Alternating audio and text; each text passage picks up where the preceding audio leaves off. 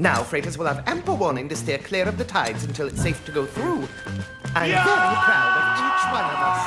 Rightfully so. And this little ship of ours is... As a Christian, I must admit that a lot of Christian shows and cartoons don't know how to do their job. I mean, obviously they're targeted specifically towards Christian children, but as Christians, we're supposed to reach out and share God's messages. A good Christian show should be able to entertain anyone no matter what they believe. And when you heard me say that, you probably immediately thought of something like VeggieTales. And while it is an absolutely fantastic show and probably the most popular Christian show, it's not what I'm going to be talking about today. Instead, I'm going to be talking about another Big Ideas production called 321 Penguins. So with all that said, why don't we begin?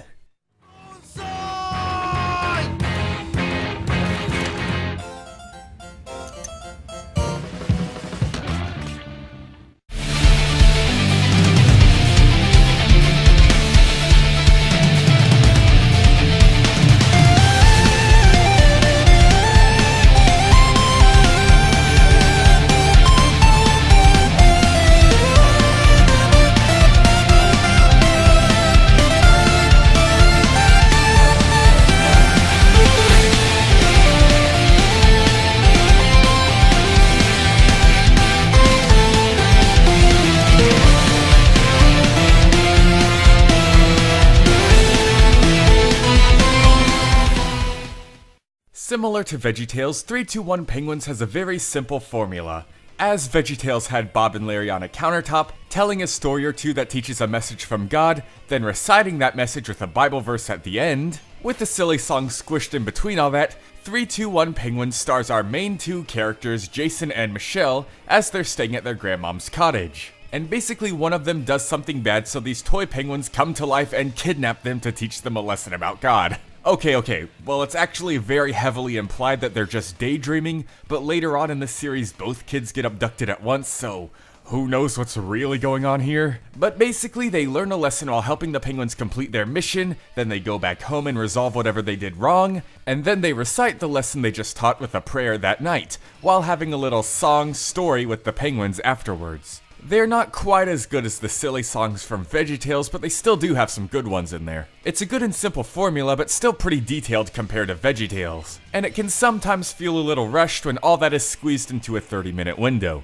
Especially in the pilot episode when they have to slowly introduce us to everything. They don't even get to the planet that their mission is on until the 20-minute mark, and it's already solved by the 25-minute mark. Later episodes do this so much better, but I just had to criticize the first episode real quick. Especially when it comes to the lack of subtlety in this show. The planet they go to is called Planet Wait Your Turn, and the problem is called the Cutting in Line Bug. Gee, I wonder what this episode's gonna be about. Where is he now? He was last seen hurling through space! Over there!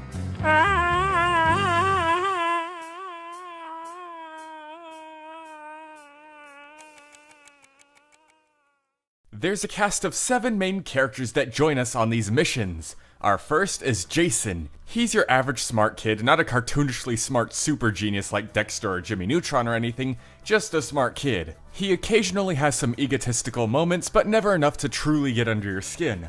Unlike his sister, Michelle.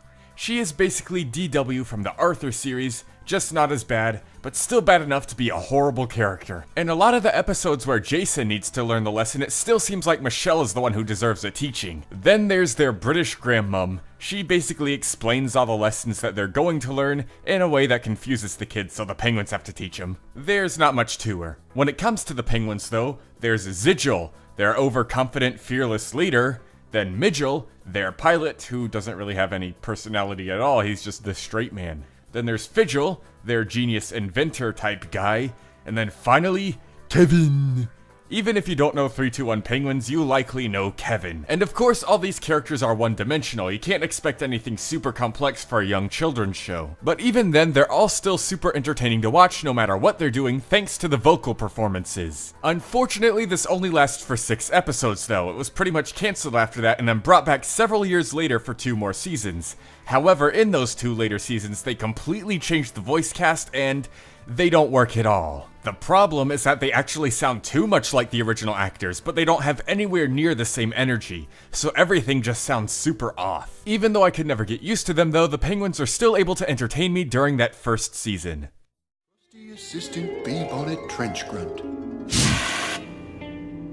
When it comes to the animation, this show along with VeggieTales were some of the first to use CG animation, even before stuff like The Adventures of Jimmy Neutron Boy Genius. And as a result of this, some areas do look dated, but actually a majority of the animation still holds up. Rather than going for more realistic textures and lighting and shading, this has a more unique style to it. I don't want to say cel-shaded, it's a little different. But in a good way, it's its own thing. Another area I must praise the animation in is with its character movements. Again, occasionally it does feel dated, but mostly it's very jerky, fast-paced, and full of life without feeling stiff. The character expressions are also really well done. I actually have to clap for this one.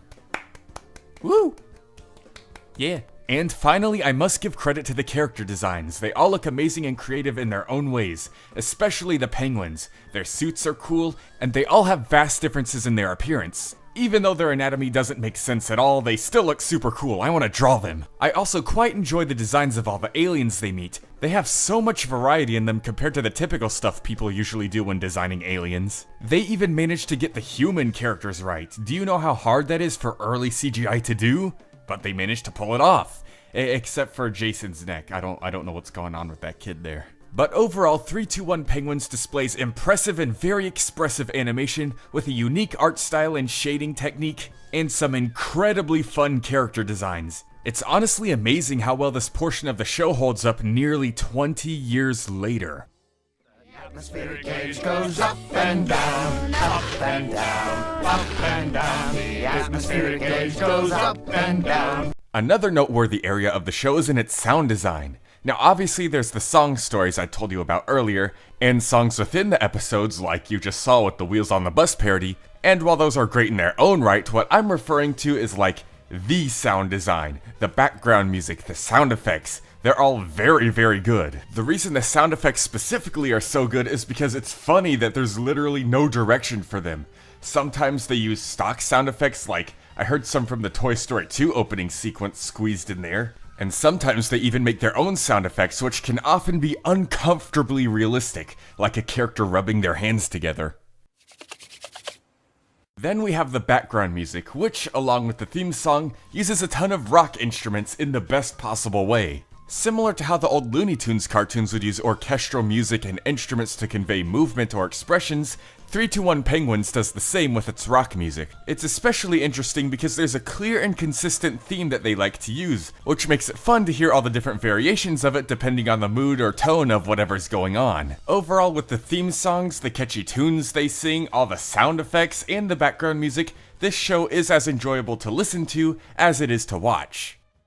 Uncle Bob's Amazing Carnival. Look, the bouncing spin! Hopefully this will be a great ride at the carnival. Let's all go climb in! Overall, I know I used a lot of buts and howevers when reviewing this show, but the only negative I can truly think of is the dip in quality after the first 6 episodes, thanks to the loss of the original voice cast who were so good they practically carried the show themselves. And it's a real shame too, because while I do think VeggieTales is a better show overall, those first 6 episodes were miles better than anything VeggieTales is able to put out. They're incredibly funny, they look great, they sound great, and it's really unfortunate that the later seasons just weren't able to hook me as good as these. Whether you're Christian or not, I heavily advise that you do give this show a shot. I know several people who are non-Christian and still enjoy things like VeggieTales, so this could be worth your time.